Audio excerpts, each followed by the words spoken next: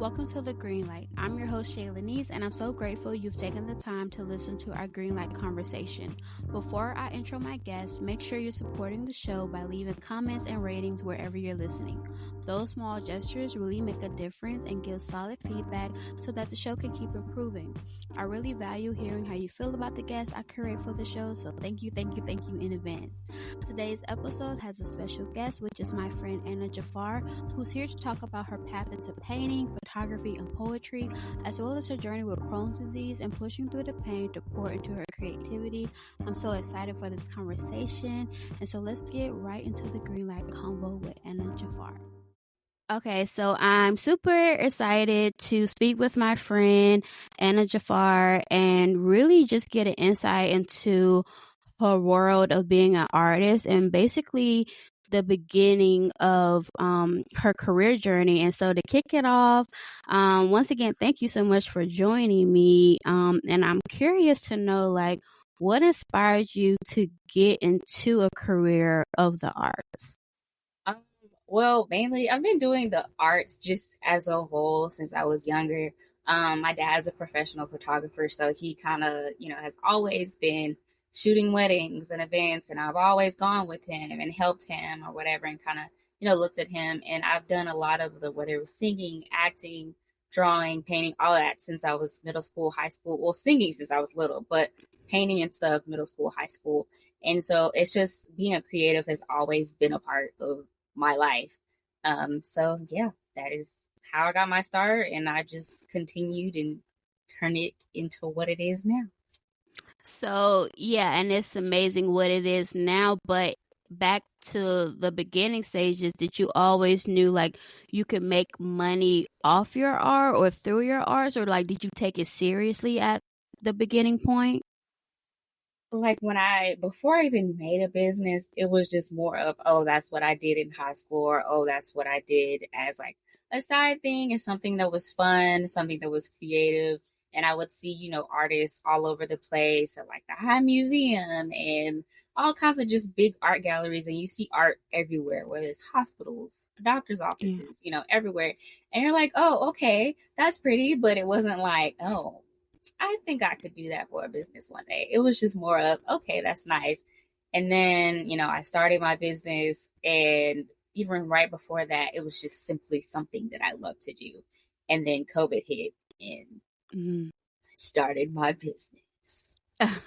Yeah, so and like to that point, I feel like, the pandemic kind of like had us all halted with our goals and what we had going towards us. But the fact that you started your business before the pandemic hit, what was like what was like the driving force to starting it when you knew, like, early on that you really didn't see it for yourself to have it as a business? What was the shift to actually create the LLC and get it going? Well, the shift was actually COVID, because I was in an internship, and that was like that January right before COVID hit, and it was supposed to be January through June, and then March they told us about COVID, and everything was like, okay. And so we had, of course we had to go home because we didn't know what would happen. We didn't know what was going to occur. So I went home, and having a chronic illness, it's not very easy. That wasn't very simple for me to just go out somewhere and get a job because of COVID and because of what was happening. It's not like I already had a position that I could stay at home and do like some people did. And so, I kind of looked at my art, and I started painting more because I hadn't painted since maybe high school, maybe a year or two after high school. And so that's not something I had, been doing regularly since I graduated high school. And so I just started painting, and people were like, oh, your art's really nice. Like, you should sell it, and you should do this event and that event. And I'm like, okay, sure. And in July of 2020, I went to like my first event, and I had just become an LLC.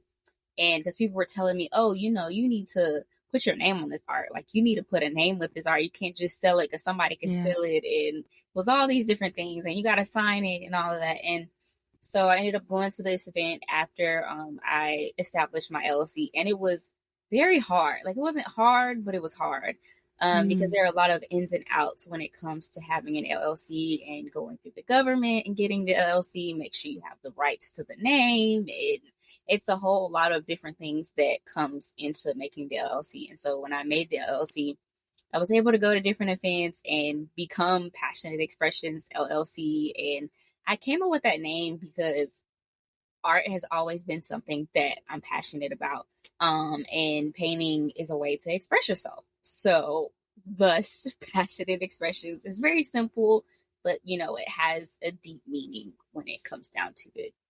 So, absolutely, it does, and like you feel the passion through your art whether it's through your book of poems or whether it's the paintings that you create. And so you spoke briefly about having Crohn's disease, but could you talk a little bit more about like when you were first diagnosed with it and like how it really affects like your body and your creativity?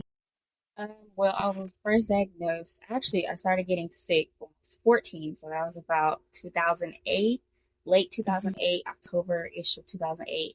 And I wasn't officially diagnosed until June of 2009. And so I kind of Wow. went just sick and being in out of the hospital and things. And they didn't, at first, they diagnosed it as ulcerative colitis, which is very, very similar, but it's, slightly different in the parts of the body that it affects.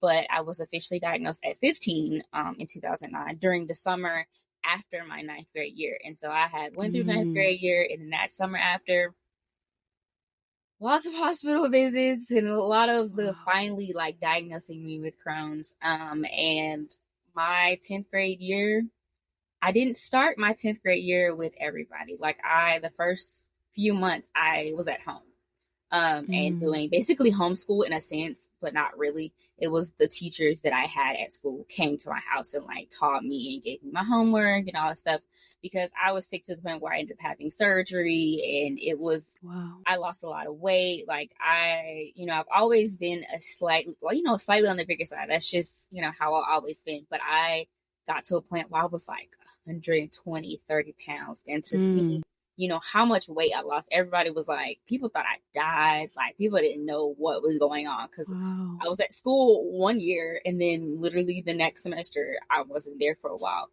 And so I ended up coming back to school and people were like, oh my gosh, like they were so happy to see me. Thought I was a whole new like transfer student. Like they didn't know who I was. Wow. And so it was a very interesting, journey. And I honestly didn't think I would make it through high school, but I was able to graduate on time, with my class. And then college, that was a whole different ball game. I was surprised I even got into college. But I got into college and I went to Gordon State College for the first 3 years of college. And I wanted to do nursing, like that was the major that I wanted to do. It didn't end up happening that way, but that was the major I went for. And then I ended up transferring back home to Georgia Perimeter. And by that time, Georgia State had bought it, and it was Georgia State then. Um, so I ended up graduating in 2018. It took a Okay. lot longer, but I graduated with my associates in 2018. It was just Associates of Science, which is still something, I use it now, but Absolutely. It's an accomplishment. Yes. it's still something. So that was my journey. And even now, when I do my art, like even when I'm in pain, like it's a way to just express my pain through my art. And if I'm not feeling well, then of course I'm not painting. But I use that, whether it's anger at what I'm going through, or sadness, or happiness, whatever it is, I use it in my art, and it's always displayed through my art. Like I feel like you can kind of tell through the different colors in my art and the different Mm. patterns in my art what I was feeling that day and how I was feeling. And that's how it is with a lot of my poetry. Like if you look at a lot of my poetry, I started when I was 13, 14 years old. Mm. And you can see the progression through my poetry up until now. Because the last poem I think that was in that book was from last year before last, like 2021, 2022, maybe. So you can Mm. see the progression also through my poetry. You can see tragedy. You can see I talked a lot about my Crohn's journey. I talked a lot about my art. I talked a lot about just being in high school and being a teenager and growing up and being a young adult. and up until, almost 30 at this point, talk about, a lot of things that I've gone through. So you can definitely see my progression and just how I feel about my arts and the arts in general throughout both pieces of arts. So. Absolutely. When you were a teenager and you had that year of basically isolation from your classmates because you had to be homeschooled, did you rely on art to kind of keep you busy, while you were at home? Or like, what were the things that you had to do to like still have that, that upbeat spirit, even though you were away from school? I honestly, I was not even, I don't even know if I think I was painting very much then. Like, I may have painted a little bit, but my poetry was my release. Like, my family was my release. The friends that, I grew up with that knew what I was going through then was my release. And, even though I didn't go many places, a lot of them visited me, a lot of them called me. I had all kinds of church people calling me and talking to me and seeing how I was doing. And so my poetry and just like being able to talk to my friends was my release. And even though I was still young, I was 13, 14, then 15. And I didn't have many friends, but I had some friends at school, the friends that did worry about me and wanted to talk to me. And I watched a lot of movies, read a lot of books. Definitely, I love to read, and I still love to read. But poetry and reading were definitely my releases. Amazing. I'm glad you had an outlet with writing to really express yourself, because though it wasn't always like painting and, to really release your feelings that way, you still had writing. And so I also want to know, like, presently, like today, how are you feeling and dealing with Crohn's now? I'm actually doing very well. I have not, and I've prayed so much for this, but I have not been in the hospital this entire year. Oh And my it gosh. has been amazing. It's like life changing. Because I've prayed about it. And last year, I don't know if you knew, last year I had an ostomy bag because I had to have surgery at the beginning of last year. I ended up having surgery and ended up going completely wrong. And like 3 days later, ended up have to have emergency surgery. And I woke up with an ostomy bag. And I don't know if you know what an ostomy bag is, but it's basically in the non-graphic way, it's basically slightly your intestines not outside of your body, but kind of outside of your body. Like your small intestine is basically out of your body in a hole with a bag over it. And I've heard so many things about ileostomies, and that's one thing that a lot of people with Crohn's and like just chronic illnesses have to end up getting. And I told myself I was never getting one. My body said no. So I ended up getting one. And a lot of people have permanent ones, and mine wasn't permanent, which I so thankful, because it was a pain to live with it for a year, because it definitely had a lot of complications with it. But in the end, it ended up healing my intestines, ended up, giving my body rest and giving my bowels rest. And so I was able to get that off this January in the hospital. That was the longest year of my life. But I ended up getting it off in January, and the medication and the combinations that I'm taking now have been helping me. I recently had like MRIs and tests, and like things are looking great. Like there's, little things, but nothing to be like, okay, we need to put her in the hospital. We need to put her on a different medication. And I've prayed for this ever since, because every year, it's multiple hospital visits. So to be able to semi start my life over as an adult in a sense, and be able to go out and do things with friends, be able to somewhat work, be able to do my business in general, and be able to go out to events and be around people and do that. Because I didn't do a lot of that last year because it just was too much for me to do things. So yeah, this year I'm doing really well, and I'm thankful, and I hope to God that it continues to happen and I continue to grow, just in life and in general. And I'm healed in Jesus' name, and I will continue. Absolutely. Yes, in Jesus' name you are. And so during the pandemic, when you really got into your business, can you kind of like talk about like what what the day to day was like when you had like those down days where you weren't feeling your best, but you still wanted to push through with your paintings. Like, was it like a stop and go with your paintings, or like kind of talk about like how you was able to finish and work through your art even when you were in serious pain? There's definitely been a lot of times where I started a painting and then, all of a sudden, I'm not feeling well or I have to sit down. And so a lot of times I remember a few times particularly where I do a lot of pour paints. And so these pour paints, you have multiple colors and you kind of just put them on there. You kind of move them the way that you want to go. You've probably seen a lot of them. And I remember one particular time I had a big one and I started it and started pushing it. And I was like, oh gosh, like I was in pain. I don't know where it came from. I was just like, okay, I'm just going to stop the painting. And I just set it to the side and it ended up drying, but I ended up adding more to it later and it still looks really nice. And I was like, God, like I want it to look nice, but I couldn't help that I was in pain. So I had to stop it and I just ended up going back to it. But there have been a lot of paintings that were halfway done that I ended up having to go back and redo. And even, if I'm simply in pain where I just don't want to walk too much, sometimes I'll just sit on my bed and paint, or I'll just sit in the living room or outside and paint. Because a lot of times I went outside and I painted, and I could easily sometimes just sit in the chair and if I'm in pain, just enjoy the weather and then, Right. Start back painting. So. But now that you haven't had the doctor visits like you would normally have, is it still the same? Like, even if you are feeling great, but you're really just not in the mood to paint, do you push through it still? Sometimes if I Okay. don't want to paint, I just don't paint.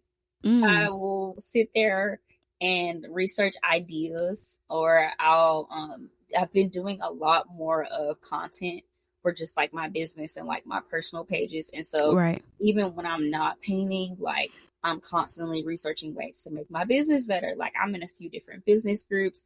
And so definitely they're the ones that have helped me like with my new website that I have now, and just encouraging me and giving me ideas of when I'm not painting or when I'm not writing poetry or journaling, like what's something I can do behind the scenes that, will give me that motivation. Like I just had a Black Friday sale. And so I did a lot with that and, trying to figure out and trying to, bring people in and tell people about my book, and been doing like lives, reading some of my poetry and videos, reading some of my poetry so people know like, okay, so if I get this book, this is what, I'm getting. And so I definitely, sometimes it's very hard to stay motivated, especially in this day and time when there's a lot of things happening. It's very hard to stay motivated, especially when you don't have a lot of people buying your artwork or a lot of people buying your books, because, not everybody is constantly selling all the time, every day, every minute, every hour.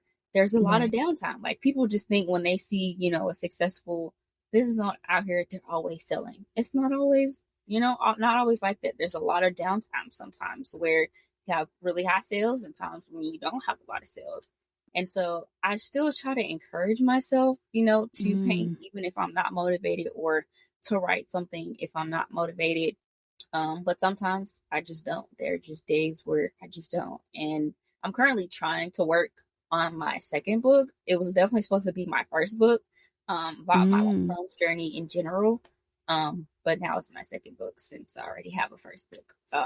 But yeah. Absolutely, because 2022 was when you did publish your first book of poems called Over the Years, Feelings That Change. What made you pursue poems first instead of like your personal life story with Crohn's? Like, what made the poems be the first book you produced?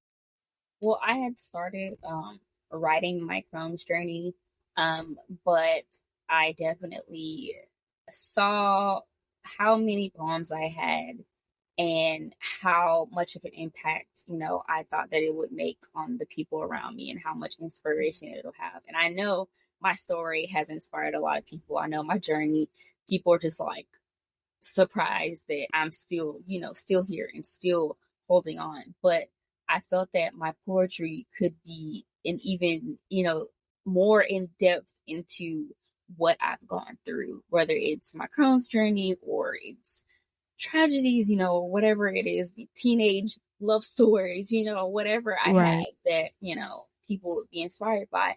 And so I was just inspired by my poetry to just go ahead and let that be something that people see as like a glimpse, in a sense, into my life. And then, here comes my story. And they're just like, oh, okay, there's more. So that was absolutely. With your poem entries, what ages are you starting off in the poems? Like, is it like a specific time period, or like are these all new recent poems that you put in? No, these are actually poems that started when I was 13, 14. So around the time I was actually diagnosed. A little bit before, up until 2021. Actually, no, 2022. I wrote a few poems actually right before I published this book. So from 13, 14, all the way up until just last year. So it's just you can kind of see like the progression as you read it, my tone of voice and how things change and how like my emotions change. And you see that period of teenageism all the way up to adulthood throughout the different poetries. Yeah. That's amazing. And so, like, to self-publish your book and really just do it on your own from start to finish, what was that process of like, okay, you have all of these entries of poems, but now you're going to create a book like a physical book in the flesh? Like, can you speak about how hard or how easy it was publishing a book? The typing part was easy because a lot of the poems, of course, I had them written down or typed up already, but I had to figure out where I could like self-publish, because there's a lot of, there's a lot of publishers out here. There's a lot of brands out here that publish people's books, but I never knew a lot of them. And so, of course, I asked different friends, families who have written books before and gotten their opinions. And I was told multiple times Amazon. And so I went to Amazon and I looked at like their process and, what came from that. And so I ended up having to sit there and type up all of my poems on Canva. I think it was, I typed it up on Canva, and then I ended up like combining it with Amazon and typing up things on Amazon. And I came up with the pictures, and then I came up with what came on the back, and all of that was just typed into one, just page after page. I typed up on Amazon. And then Amazon, in a sense, did the rest of the work, sort of with like, publishing it and getting it into a book. And I chose, whether to have a hardcover or soft cover. And then, of course, I have it on Kindle too, that people can get. And so I published it with Amazon. It was an interesting process. Will I ever do it again through Amazon? Probably not. Because there were a lot of underlying things, that weren't directly said in like the information, when I published. Because if I would have known that, I would not have published through Amazon. And I'm grateful for them because my book is on there, and that's, a big accomplishment. And I'm able to sit here and buy the books, and I can, people can purchase them straight from me rather than having to go to Amazon. Like I can, they can purchase them from me, and I can get all of the money of what the book is due versus them getting it on Amazon. They don't like to pay you all of that should be paid. And I did not know that.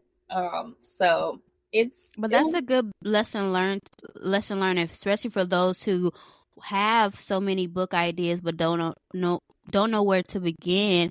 Hopefully hearing your experience, it'll lead them in like a better direction, or already know what to avoid or to expect when they get to that point of actually making a book go live. Thank you for sharing that, because I don't know the ins and outs of like really self-publishing your own book. So now that it was kind of like a trial and error experience for your second book, do you feel more equipped to like know what to do? Yes, go I'm around. definitely going to do more research. Definitely, I've been like, even though I'm not necessarily ready to publish it now, I'm still like, especially on social media, you have a lot of publishing companies and a lot of brands that are on social media nowadays, or that you can research simply by Googling it. And so I continue to still ask friends that are publishing or that have already published and be like, hey, do you have any ideas? Or even when I go to like bookstores that are smaller, I'm like, hey, do you all know of any like publishing companies? Do you all know of any people, that could help and won't, charge you as much, or won't take so much of your money, or will be, upfront with, hey, this is what you got to do to publish with us. So I'm just continuing to research it and definitely learn my lesson. We live and we learn, as the saying, goes. So it wasn't all horrible. Like, Amazon is a great place. I use Amazon pretty much every day. I love Amazon. Yeah. It's just in that sense of publishing, it just wasn't the best for me. I'm glad I learned that, whether rather than not learning it and then doing it again and using it and then, it not work out again. So. Absolutely. And one thing I'll say about you, like, I love that you are a go-getter. You're not afraid to ask the questions, do the research to really understand whatever space you are tapping into, to create your art. Like, you are posting the videos on social media, you are making the content happen for yourself.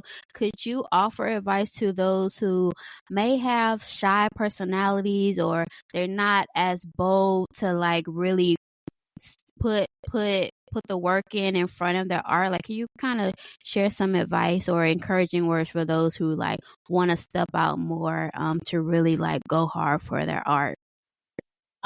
Definitely, like, if you see something that you want, simply go and do it, because it might be hard to believe for a lot of people that know me, but I'm a very shy person. Like, sometimes I just don't want to be around people. I don't like talking to people. But then there's the other side of me that's extremely extroverted, and I love people, and I love being dramatic, and I love just people in general. And so I definitely would say, if there's something that you want to do, if you want to write a book, go write a book. If you want to go audition for a play on Broadway, go audition. Because that is one thing that I wanted to do when I was younger, and even high school, was to be on Broadway. Like that. I love singing, I love dancing, I love acting, but I never did it. And it wasn't all just me. It was crowns in general. But definitely, if there's something you want to do, go do it. Like, even if you're shy, start simply in your home. Like, if you love talking to people, sit there and talk to yourself in the mirror and like encourage yourself and just keep talking, and eventually you'll be able to go live. Like, I don't like getting on live. I hate getting on live, because if nobody's getting in there, then I'm just sitting there talking to myself. But, the more that I go to events and art shows and pop-ups and markets, the more I'm like, okay, Anna, like, I can tell this person about my business. Well, I can talk to them on the internet and, be fine. So definitely just go for it, and don't be afraid to take a risk. Don't be afraid to try. If you want to travel. If you are the best singer and you love to sing, go audition. Go sing in your church choir. Right. Because that's what I started as. I started out singing in my church choir, and I love to sing. That is something I continue to do. If you like to write, if you like to walk, go walk. Maybe you'll meet some people. If you like to play video games, play video games. A lot of people will meet other people playing video games. So that's another way. And I said, something that you like, go do it, and don't let what someone has to say always sway you and make you want to give up. Because there's been plenty of times where people have, questioned, oh, what am I doing? Why do I continue to go to this show? Why do I continue to go to that show? Because you never know who you're going to meet. Like they said, that one person is the person that could change your business, that could change your life. And so just don't let other people, sway you to not do something, and don't like see other artists or see other authors or see other singers and think, oh, they're amazing. I don't sound like Beyonce, or I don't, I can't write this story. I can't write that story. Just be yourself. I keep trying to tell myself, be Anna, be what I, can give, and I can give what I give. And so, just don't compare yourself to others. And I'm definitely, that's something I'm working on. Because I see a lot of artists out here that are selling art by the bucket loads. And I'm just like, well, what about me? Why am I not, selling this art and that art? Why are my books not New York bestseller? Why am why are my books not, Right. all over the world? But I have to tell myself that everybody started here, whether they're author, whether Yes. they're, have the most money in the world, they all started from somewhere. A lot of them started at home. Some of them started at a home office. Some of them started the parents' backyard. And so, I have to Yeah. tell myself and for anybody, just be encouraged. Like, know that God got you, and to pray all day, every day. Pray is like, that's one of the biggest things I can also give, to definitely pray. Yeah, it's a beautiful reminder for those who kind of feel like they have like imposter syndrome in these spaces, or like feeling like they don't belong. But thank you for, really encouraging the listeners, because, we could kind of like second guess, ourselves, and like whether we're meant to do what we're supposed to do, because, we are looking at others, but, people only show the best highlights to themselves on social media. They really don't really go into like, the low moments or the down seasons that happen being an entrepreneur and like really being a creative. But I feel like it's beautiful to see your journey, because you are transparent and you are sharing your testimonies and what you're going through in real time. And I think that's also a great reflection of what your business is all about, being passionate about the art from the beginning stages into where you are now, and basically just seeing how you are flourishing despite your adversities. And so once again, I'm just so excited that like you said yes, because like, hearing your story, I knew that it's something special about seeing someone who is going through things with their health, but they have overcome it, or they're overcoming it through their faith, and they are persevering no matter what. And I think, it's sometimes, we always don't see like the person's story behind their glory. So I'm so glad that you said yes to just sharing more about you and encouraging the listeners. I really appreciate it.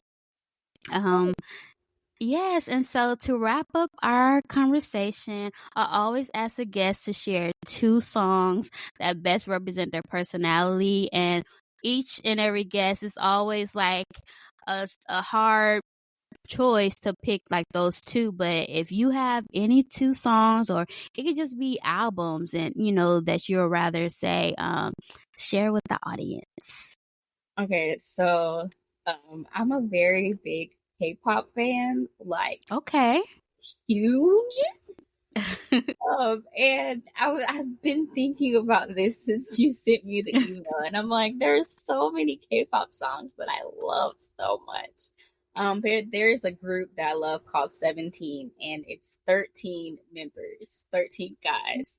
Wow. Yeah, and they have this song called Darling. Okay. And it's basically an English song. Like, a lot of the songs are in Korean, of course. But this song is like Korean and English. And it was the first song that I found of them that like brought me to love their group. And it's a beautiful song. Like, I listened to it in Korean, even though I don't know everything. Like, I'm studying Korean to learn, Right. different things. So I know a little bit. But yes, that is one song. It's Darling. And that's the K-pop song by 17. And then the other song is Just As Sure by Tori Kelly, but it's featuring Jonathan McReynolds. That song, Lord, so beautiful. It's one of my favorites. Like, I love Tori Kelly and Jonathan McReynolds in general, like as individuals. But that song, I did not realize it was Tori Kelly for the longest time. Really? Or Jonathan Yeah. McReynolds. And, I was listening to Jonathan one time, and that song came up, and I was like, oh my gosh. And it's just like, that song is like, even though, we may be going through what we're going through, like, just as sure as the night and day is night and day, God is there for us. And so, yes, Those are my 2 songs. I have a lot of other songs, but those are 2 songs that are like life right now. Yeah, this is very cool. I can't wait to check them out. I haven't heard the 2 songs that you picked, so this is going to be a treat for me to listen as well as everyone else. So once again, thank you so much, Anna, for joining the Green Light with Shaylanice.